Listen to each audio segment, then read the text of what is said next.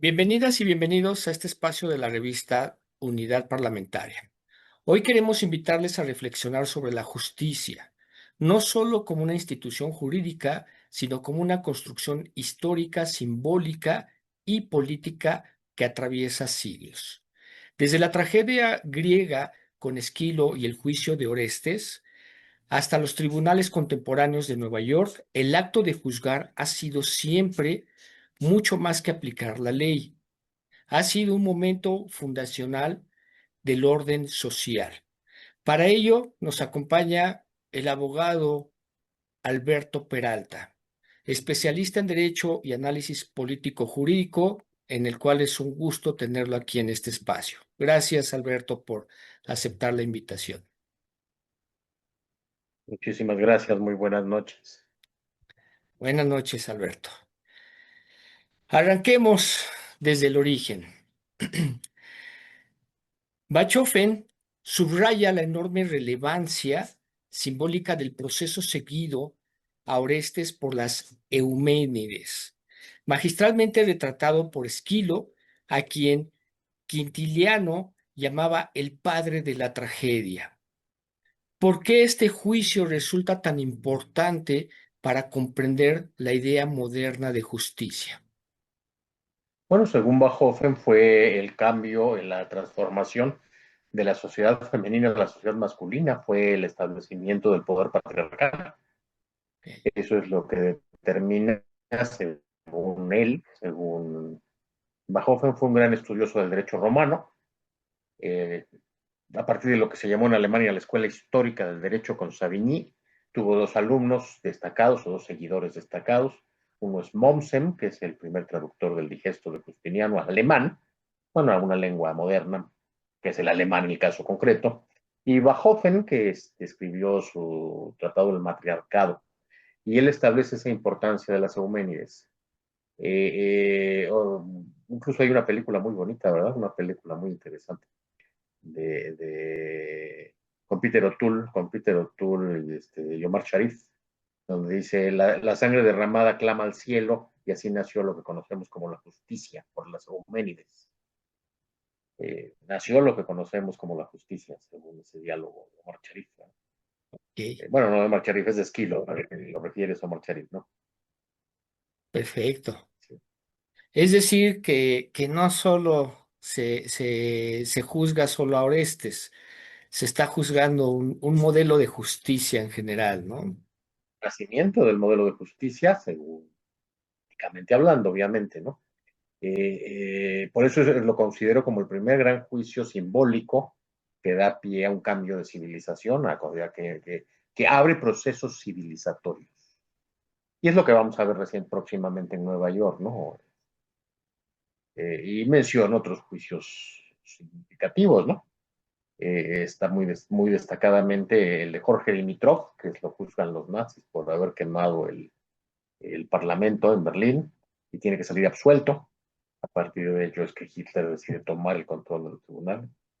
Está el famoso juicio de Eichmann en Jerusalén en 1961, del que es el gran tratado de filosofía contemporánea, ¿no? Que es Hannah Arendt, Ujú. eh, una gran relevancia histórica, y creo que vamos a presenciar uno próximamente, ¿no? Ok. Entonces, con esa carga simbólica, vamos a traerlo al presente, ¿no? Como bien lo dices con el juicio de que se está presentando en Nueva York, ¿no? Sí. Los próximos años, seguramente, como tú lo dices, darán cuenta de un proceso que hoy comienza en la Corte de Distrito de Nueva York. Entonces, independientemente de las pruebas de la acusación, el abogado Perry Pollack, ante el juez Alvin Kack Helstein, parece que centrará su estrategia en incidentes de previo y especial pronunciamiento. ¿Cuáles son esos puntos clave, Alberto? Bueno, los procesos se ven primero por los elementos presupuestos procesales, dicen los teóricos del proceso, que son la competencia del juez y la legitimidad de las partes. En esta revista, en Unidad Parlamentaria, nosotros dijimos una hora antes de que fuera una noticia mundial que muy probablemente los abogados defensores de Maduro iban a invocar la incompetencia judicial por el principio de inmunidad soberana, que es un principio general del derecho internacional público, pero no solo el derecho internacional público. La ley federal de los Estados Unidos la contempla desde 1976 por la Ley Federal de Inmunidad y Soberanía Extranjeras. Una hora después de que nosotros lo publicáramos en esta revista, precisamente, los medios de comunicación del mundo dieron pie de la declaración de Barry Pollack, el abogado Barry Pollack, señalando exactamente ese argumento. Yo creo que era muy obvio. Otro elemento de previo especial pronunciamiento sobre la competencia, que también lo mencionamos, aunque tiene sus bemoles, que ahorita vamos a ver cuáles son, es una cosa que en el derecho norteamericano se llama la raíz podrida del proceso. Así la bautizó un célebre juez, un célebre presidente de la Corte, Oliver Wendell Holmes. Dice, si de entrada la detención fue ilegal, todo el proceso queda nulo. Entonces, si no hubo declaración de guerra para realizar un acto de guerra el 3 de enero en Caracas, si se detiene arbitrariamente a un jefe de Estado y si se le secuestra sin que medie un proceso de extradición, pues en principio opera este principio de la raíz podrida del proceso, según Oliver Wendell Holmes. Ahí hay una excepción que históricamente dada y que es el caso de el doctor Álvarez Machain, que fue secuestrado aquí en México dentro del caso Camarena para ser sometido a los tribunales norteamericanos. Y los tribunales norteamericanos admitieron que sí era invocable el principio de la raíz podrida, pero cuando había causas de seguridad nacional podía haber atribución del juez para obviarla. Eh, que tenga plena validez este principio, pero no así el de la inmunidad soberana. Entonces, Perfecto. eso es el elemento de previo del pronunciamiento. Después de que se revisan los elementos de previo y especial pronunciamiento del proceso, se entra a la litis, a lo que cada una de las partes invoque de un lado y del otro. Ahí hay que ver qué pruebas tiene el Departamento de Justicia y qué contrapruebas puede ofrecer el abogado Perry, ¿no? De entrada es muy interesante. Eh, no sé si hay otra pregunta en medio, pero podríamos hablar porque es muy interesante. Pero bueno, el elemento, la casualidad, la coincidencia de que se hayan dado inmediatamente después los actos en Irán, los actos de agresión de Estados Unidos en Irán, sugieren que hay una relación entre lo que pasó en Venezuela y pasó en Irán. Si eso es así, parece ser que el Departamento de Justicia va a centrar sus pruebas en un caso que fue célebre, que fue el de Tarek Al-Aissimi, el ministro de Petróleo de Venezuela, por su origen, que era un ciudadano venezolano de origen sirio y de religión drusa. Y eso nos contacta directamente con lo que hace 50 años fue la conexión siria, o sea, Carlos el Chacal. Era por la similitud de casos. Y claro, a la ICIMI lo procesó la justicia venezolana previamente. Entonces, cuando ahora el abogado Perry nos dice que además tampoco hay pruebas directas contra su cliente, pues parece ser que va a ser por este tipo de argumentos. Ok. A decir, Entonces, el segundo punto tiene que ver con la idea muy fuerte del derecho estadounidense, ¿no? Desde el siglo XIX, Oliver Wendell Holmes sostenía que una detención realizada al margen de garantías procesales vicia todo el juicio. ¿Qué implica este principio? la raíz podrida.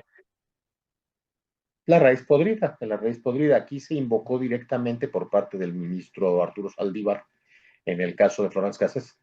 La detención de Florence Cassés era ilícita, eso se terminó el vicio de todo el procedimiento. Después nosotros no hemos sido tan estrictos en ese sentido, esa es una doctrina típicamente norteamericana. El caso que se conoció en los tribunales mexicanos específicos por este. Pero insisto, aquí en nuestra tradición, pues estaría en el supuesto, solo que, insisto, es el caso de, para los tribunales norteamericanos ya lo revisaron en una ocasión específica Y se sigue siendo la regla general, sigue siendo básico, pero cuando hay seguridad nacional puedo asumir competencia. Y que fue el caso de Álvarez Machain, ¿no? Ujú. Fue el caso del doctor Álvarez Machain. Dijeron, sí, sí lo secuestramos en México, sí lo secuestró la DEA, no se solicitó la extradición de forma procesal, pero una vez que lo tuvimos ante los tribunales, la vigencia plena, la plena institucionalidad de la operación, de la operatividad de la DEA no puede quedar en entredicho y tiene que juzgarse, tiene que vengarse un agente norteamericano que ha sido asesinado en el extranjero. Por lo tanto, eso le dio competencia al tribunal estadounidense para conocer el caso de Álvarez Machain. Sí. Entonces, más allá del delito, lo que tú cuestionas es la forma en cómo están llevando a cabo todo este proceso, ¿no? Yo creo que lo entrada, lo central y lo que ya dijo el abogado Perry que va a ser lo central de su alegato es la inmunidad soberana. La inmunidad soberana no le da. A ver, esta ley federal de inmunidad soberana de los Estados Unidos tiene su antecedente en un fallo judicial muy interesante que se llama Sabatino versus Banco Nacional de Cuba. En esa ocasión, la Revolución Cubana nacionaliza los ingenios azucareros. El señor Sabatino lleva un juicio ante el Tribunal de Nueva York y el Tribunal de Nueva York dice, no, pues yo no tengo competencia sobre una persona extranjera. Ese es el antecedente de la ley de 76 sobre inmunidad de soberanías extranjeros, que se aplicó por primera vez respecto a México, en el caso Stop. Los tribunales de Miami, ante las reclamaciones por daño ecológico, dijeron, no, yo no puedo conocer de un acto soberano. Ahí la vía ejecutiva que reclame lo que quiera. Ahí Ujú. el Departamento de Estado se las arregla, pero yo no soy competente. Eso viene desde los derechos romanos, una fórmula del siglo XIV del señor Bartolo de Saxo Ferrato, que lo expresó muy claramente, dice, va par imparem non habent jurisdiccionem, entre iguales no hay jurisdicción competente. Ok. Me van a perdonar, a nadie le importa, eh, hay un principio muy clásico anglo-norteamericano, lo hizo un jurista, lo enunció un jurista llamado Blackstone, que dice, international law is a part of the law land. El derecho internacional es parte del derecho de la tierra. Así que sí es posible el derecho internacional ante los tribunales norteamericanos, porque es parte del derecho federal norteamericano, interno. Se hace disposición interna, igual que para nosotros, ¿no? Un tratado se invoca en los tribunales mexicanos. Perfecto. Entonces, se ha dicho que estamos ante la primera ocasión en que se pretende someter a proceso como organización criminal a toda una estructura estatal. Es realmente, tú que sabes mucho de historias, leído mucho, ¿es la primera vez que pasa esto, Alberto? Bueno, ese fue el argumento de este señor, que se llama Edgardo Buscaglia, que dijo que el caso de Venezuela es la primera ocasión. Yo difiero, porque creo que fue el caso de los tribunales de Nuremberg, por lo menos como se habían esbozado originalmente en la Declaración de Londres. La Declaración de Londres fue la base para erigir los tribunales de Nuremberg y de Tokio tras la Segunda Guerra Mundial. ¿Por qué ellos sí podían? Porque ellos sí pudieron, porque son instancias supranacionales. Está de moda circular a un internacionalista brasileiro que yo desconozco de él, pero bueno, es muy respetable. Yo no, que yo lo desconozca no le quita la respetabilidad diciendo que la democracia, la soberanía no es absoluta y que es sujeta a restricción. Sí, por instancias supranacionales. El jefe de Estado puede ser. La inmunidad soberana abarca al jefe de Estado, así sea de hecho. O sea, Pinochet tenía inmunidad soberana, aunque haya sido vía ilegal su acceso al poder. Victoriano Huerta tenía inmunidad soberana. El jefe de Estado, aunque haya sido ilícito y violento su acceso al poder. Pues a Maduro no le quita. ¿Dónde se desconoce o dónde se restringe la inmunidad? Sí hay un caso específico, que es en el Tribunal de Roma para el establecimiento de una Corte Penal Internacional. Ahí dice, ¿sabes qué? Para determinados delitos no me importa que seas jefe de Estado. De todos modos, este proceso. Los países miembros del Tribunal de Roma y ante la instancia del Tribunal Internacional de la Haya no se puede invocar, pero los Estados Unidos no son parte del Tribunal de Roma, Y no es hasta esta instancia que se está sometiendo a proceso ante un tribunal de Nueva York. Entonces, Estados Unidos no son parte del Tratado de Roma para el establecimiento de esta corte, ¿no? Muy Y eso interesante. seguramente lo va a invocar el abogado Barry Pollak, seguramente. Ok. Me gustaría, perdón, Adelante, adelante. me gustaría incluso ver el aspecto forense después de la previa y especial pronunciamiento de las pruebas. Por esta razón, por seguramente todo este andamiaje para establecer que es un aparato estatal corrupto y secuencial, como llegó a decir, como llegó a Ujú. esbozar Buscaglia, según los fuentes del Departamento de Estado. Por las fuentes que tenemos a disposición, yo no tengo acceso al sumario del Departamento de Justicia de Washington, ¿verdad? Ni llevo parte de la defensa, por lo que sabemos, seguramente se basa en el caso de Tarek Al-Aissi, que en 2024 fue procesado, sometido a proceso y destituido del Ministerio de Energía y sometido a proceso por la misma justicia venezolana. Entonces, seguramente cuando ahora las más recientes declaraciones de Barry Pollak no solo habla del aspecto de previo y especial pronunciamiento, sino ya de la litis, de la probanza, de controvertida de una y otra parte, dicen no hay prueba alguna contra mi cliente. Pues yo creo que si las pruebas son contra Tarek Al-Aissimi, resulta que este señor fue sometido a proceso por las instancias judiciales y procedimentales venezolanas de un Estado nacional, ¿no? Ujú. Entonces, pues, la responsabilidad penal en todo derecho, no, a pesar de las diferencias que tiene el derecho en lo norteamericano con el nuestro, pues es personal. Si las responsabilidades penales son de Tarek El-Aissimi, pues yo no soy Tarek El-Aissimi. Y pues por eso que sí llegó a tener algo similar a decir que fue todo un aparato de Estado, pues era el ministro de Energía. Era el ministro de Energía, así que muy probablemente sí haya habido grandes actos de una corrupción de muy alto nivel. Pero hasta donde se sabe, pues las responsabilidades caen en este exministro que está siendo sometido, es más, está en prisión, está sentenciado por los tribunales venezolanos.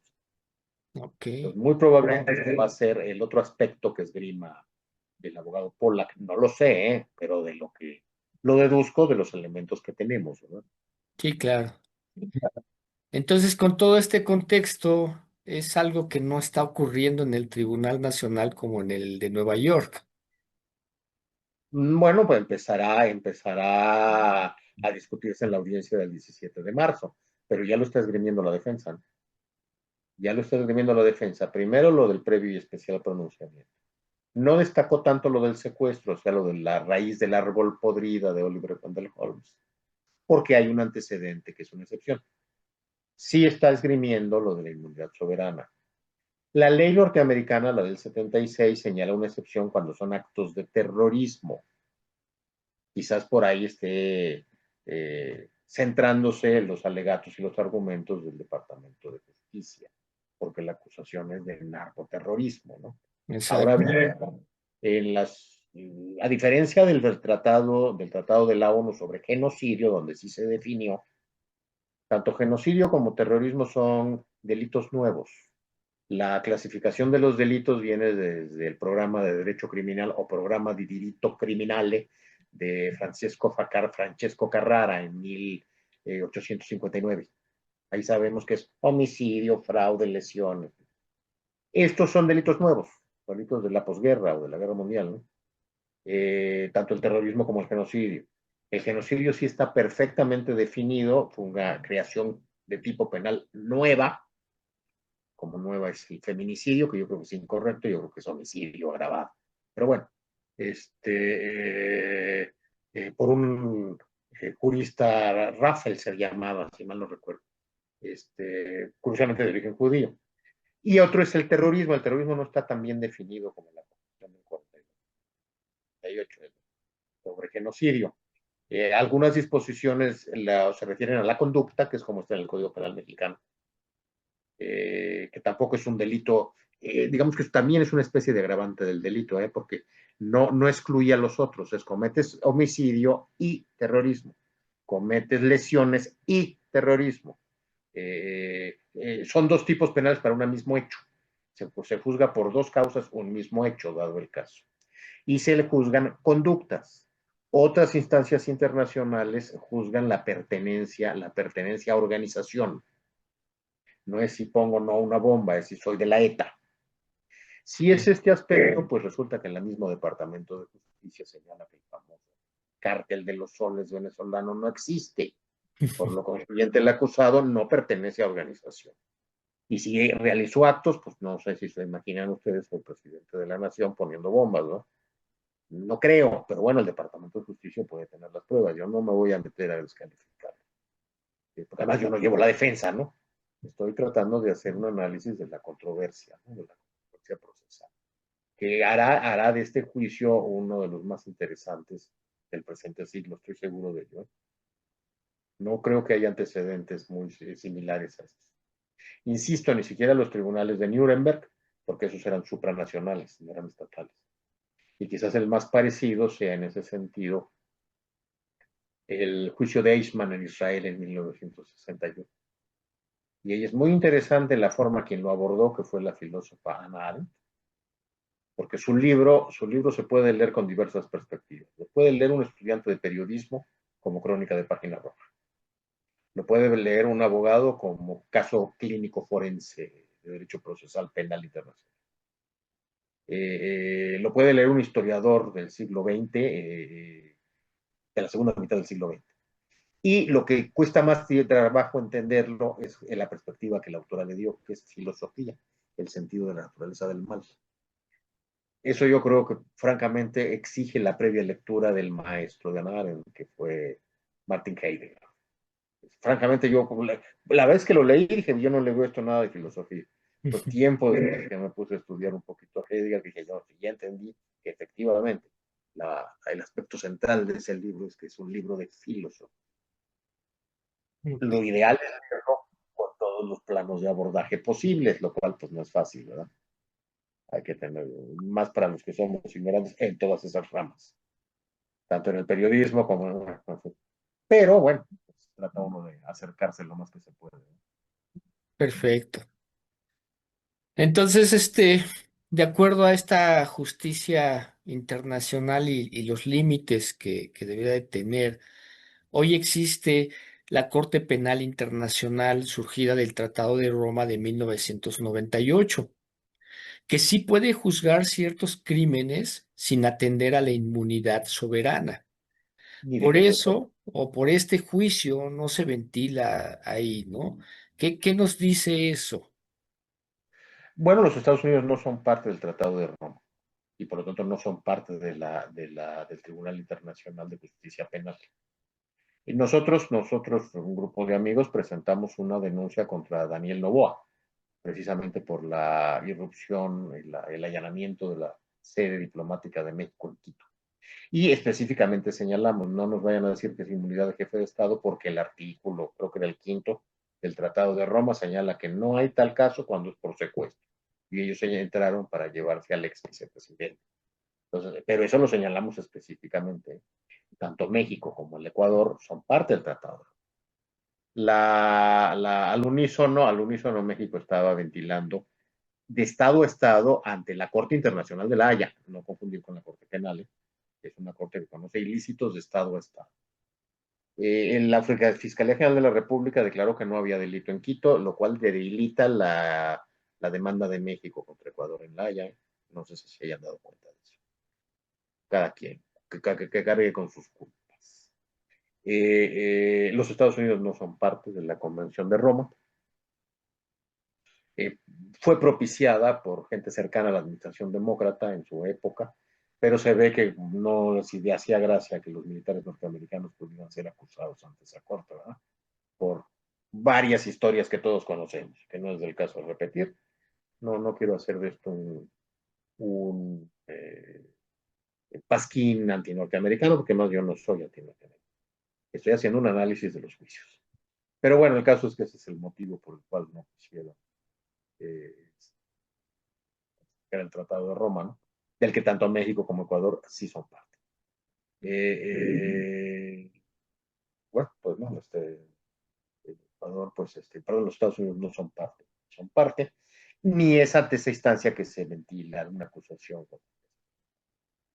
Ahí sí se le podía, no sé si haya incurrido en alguno de los delitos que prevé el Tratado de Roma, no lo sé, y además no es materia de la acusación, pero de serlo sí podía ser detenido, sometido a esa instancia, que Sí, insisto, es supranacional, no es el tribunal de ningún estado. Y ahí sí tendría razón este señor internacionalista brasileiro que dice que la soberanía, pues no, está sujeta al límite, sí, por supuesto, claro. sí, Eso claro. no veo por qué lo escriben para descalificar lo que uno dice. Perdón, digo uno porque, pues, insisto, no sé, en este espacio, en esta revista, se publicó la inmunidad soberana de los estados y se invocó la ley federal de Carter. Bueno, no era de Carter, era de Gerald Ford. Lo que pasa es que aquí en México se la identificó mucho con Carter porque fue la primera vez que se aplicó. Insisto, recuerdo, ¿no? En el caso del Stock. Ujú. Ya si el gobierno de Estados Unidos quiere y los reclama, los boicotea, esa es la rama ejecutiva. Par imparem non habem jurisdicción, entre iguales no hay jurisdicción competente. Que no somos iguales porque tienen mucho poder, no, sí, como Estados somos Estados. ¿Ya? Exacto. Sí, en fin. Y bueno, y sí, por eso digo de nosotros, porque se publicó en este espacio una hora y media antes. Inmediatamente después se empezó a circular en todo el mundo las declaraciones del abogado polaco, que me parecieron formidables, ¿no? Muy Sí, bien sí. aportadas. Se me hizo un jurista de muy alto nivel. El jurista que había llevado la defensa del gobierno de Cuba en los 60 y que fue la primera vez que el antecedente directo de la ley de inmunidad soberana era otro abogado de Nueva York muy controvertido, Rabinowitz, que se hizo célebre también defendiendo a los acusados de la Comisión McCarthy, a los famosos 10 de Hollywood, cuando la época de la persecución cinematográfica. Y era un individuo también sumamente interesante. Yo estaba pensando que quizás Maduro iba a recurrir al abogado que dio los trámites para la extradición del terrorista Luis Posada Carriles, que era José Pertierra, también otro individuo muy interesante. Se recordarán el caso de Posada Carriles, ¿no? El avión que iba rumbo a Cuba y que voló en el aire, que iba de Maiquetía a La Habana, voló en el aire. Y bueno, pues el gobierno venezolano estuvo solicitando mucho tiempo su extradición. Sin embargo, recurrieron a Pola, que creo que es una extraordinaria decisión, que pues creo que es un hombre que va a pasar a la historia, quizás como sus defensas van a pasar con la misma fuerza que la defensa de Orestes, ¿verdad? Yo creo que va a ser una situación que va a marcar derroteros conceptuales muy importantes. Perfecto. Entonces, volviendo un poquito a la tragedia de Esquilo, ¿no? En esta tragedia, las acusadoras de Orestes clamaban, clama al cielo la sangre derramada, y el coro repetía, por los hechos de sangre serás juzgado. Hoy los delitos son otros, los tribunales son distintos, son otros tiempos, ¿no? Pero la pregunta sigue siendo la misma, ¿no? Sí, bueno, sí. Además, es el sentido del laberinto. Eso es lo que es un proceso judicial. Es el sentido del laberinto. Eh, Hablaba de Bartolo de Saxoferrato la primera vez que se redescubrió el derecho romano. Fue por un señor de Bolonia en el siglo XI llamado Apurcio. Y a partir de ese descubrimiento del derecho romano, se formaron los estados, entre otras cosas por el capítulo de sucesiones, que ya permitió a quien se le daría la corona, ya había reglas, y eso permitió que se consolidaran las naciones. El procedimiento de Acurcio, o privado de Acurcio, llegó a España en el siglo XIII con Alfonso el Sabio. Y Alfonso el Sabio escribió las 7 partidas, la tercera partida se refiere a lo que es el proceso. No era un libro para que se aplicara como ley, era una especie de tratado. Un siglo después, en el siglo XIV, ya tuvo vigencia de ley, lo decretó vigencia de ley Alfonso XI. que es un personaje muy bonito porque a los que les gusta la música lo recordarán porque es el personaje de La Favorita, la ópera de Gaetano Donizetti. Y en el siglo XIV, este proceso, a partir de que lo pone en vigor Alfonso XI, resulta que se expresa como fábula en el libro del arcipreste de Ita, del libro del buen amor del arcipreste de Ita. Ahí llega un zorro y un conejo ante un gato, entonces presentan su acusación, el otro le exigen que represente su legitimidad procesal, al juez que exprese su capacidad de competencia, se presenta la demanda, se presentan las excepciones, se abre el juicio a prueba y se presentan alegatos, hay incidentes y hay impugnaciones.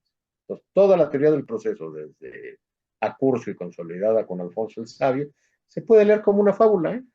Hasta con leer el libro del buen amor de la arcipreste de y Pues, bueno, es un hecho central en la civilización. Bueno, para el futuro, por lo menos de varias décadas, lo va a ser este juicio, ¿no? pues como siempre, todo lo que nos dices y nos compartes es muy interesante. Siempre es muy interesante platicar contigo porque pues nos invitas a leer todos estos libros, ¿no? Esta lectura y pues meternos más en estos temas de los temas jurídicos, ¿no? Ahorita con este tema internacional, pues es muy amplio, ¿no? Sí parte, pues todo lo que hemos estado escribiendo y comentando sobre este proceso, sí va a ser, sí parte de la argumentación jurídica en el debate, pero creo que está en otra perspectiva, ¿no? Es una perspectiva más filosófica, histórica, Ujú. que creo que si nosotros no somos el abogado del Departamento de Justicia, no somos el fiscal del Departamento de Justicia, ni somos Barry Pollack, pues no vamos a hablar del proceso como tal específicamente, ¿verdad? Vamos a ver lo que nos enteramos de él en la medida de otras posibilidades, pero podemos esgrimir pues ideas interesantes porque es el momento que nos está tocando vivir, ¿no? Ujú. Y nos va a afectar a todos, ¿no? Sí, aquí Esquilo seguramente no llevaba la defensa de este estilo, reflejó lo que dio en su momento y impactó, ¿no? es correcto. Muy interesante. Hay que estar muy atentos a todo lo que vayan diciendo las noticias acerca de esta situación, ¿no? Eh, claro, claro. Y no leerla así con el sentido noticioso, pero no agotarse en el sentido noticioso de la nota de impacto del momento. Ujú. Eso es lo que yo a veces le digo a mis alumnos, me gustaría mucho dar una clase en ese sentido, de la noticia, pero no el impacto periodístico del momento que se haga, sino tratar de verla a largo plazo histórico, ¿no? Con perspectiva de filosofía de la historia. Difícil, ¿no? Porque o no se sabe periodismo o no se sabe filosofía de la historia. Exacto. Difícil, ¿no? Sí. Difícil, ¿no? Pues como siempre, Alberto Peralta, es un placer tenerte aquí. Gracias nuevamente por la invitación, por haber aceptado esta invitación. Y pues con esta reflexión cerramos, ¿sí? Gracias por acompañarnos aquí en el canal de la revista Unidad Parlamentaria. Eh, Tomen nota de todo lo que nos dice el abogado Alberto Peralta. Aprendemos mucho de él y pues para entender el contexto de lo que estamos viviendo en estos días. Un placer, Alberto. Nos vemos en la siguiente entrevista. Tenemos ahí algunas pendientes y es un placer tenerte aquí y espero que sea muy próxima a la siguiente. Un fuerte abrazo, que tengas excelente noche y aquí seguimos, Alberto. Muy buenas noches, muchísimas gracias. Buenas noches, Alberto. Hasta luego.